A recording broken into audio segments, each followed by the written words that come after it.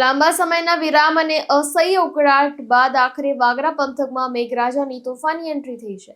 બપોરના સમયે અચાનક વાતાવરણમાં પલટો આવ્યો અને કાળા ડિબાંગ વાદળો છવાઈ ગયા. જોતજોતમાં જ વીજળીના કડાકા ભડાકા અને પવન સાથે ધોધમાર વરસાદ શરૂ થયો છે, જેણે સમગ્ર પંથકને તરબોળ કરી દીધો છે. તો ભારે વરસાદને કારણે ભરૂચના મુખ્ય માર્ગો પર પાણી વહેતા થયા.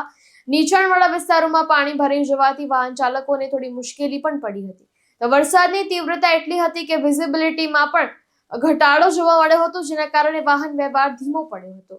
અસહ્ય બફારા અને ગરમીથી પરેશાન લોકોને આ વરસાદથી મોટી રાહત મળી છે. વાતાવરણમાં ઠંડક પ્રસરતા લોકોએ ગરમીથી મુક્તિનો અનુભવ કર્યો. તો સમગ્ર વાગરા પંથકમાં વરસાદી માહોલ જામતા લોકોએ આનંદ વ્યક્ત કર્યો હતો અને આ વરસાદે વાતાવરણને ખુશનુમા બનાવી દીધું છે અને ધરતી પર જાણે જીવનનો નવો સંચાર થયો હોય તેવી અનુભૂતિ પણ થઈ રહી છે. ત્યારે વરસાદે એક તરફ રાહત આપી છે, તો બીજી તરફ ખેડૂતોની ચિંતામાં વધારો કર્યો છે. ખેડૂતો જણાવી રહ્યા છે કે આ છેલ્લો વરસાદ તેમના ઊભા પાક માટે આફત સમાન સાબિત થઈ શકે છે. પાક તૈયાર થઈ ગયો હોવાથી ભારે વરસાદને કારણે તેને નુકસાન થવાની ભીતિ સેવાઈ રહી છે.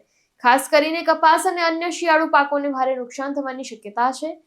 આ સાથે ખેડૂતોનું કહેવું છે કે જો વરસાદ લાંબો સમય ચાલુ રહેશે તો પાક સંપૂર્ણપણે નષ્ટ થઈ જશે, જેના કારણે તેમને ભારે આર્થિક નુકસાન પણ થશે અને આથી ખેડૂતો હાલ મૂંઝવણમાં મુકાયા છે. જીતુ રાણા સાથે ચક્રવાત ન્યૂઝ, ભરૂચ.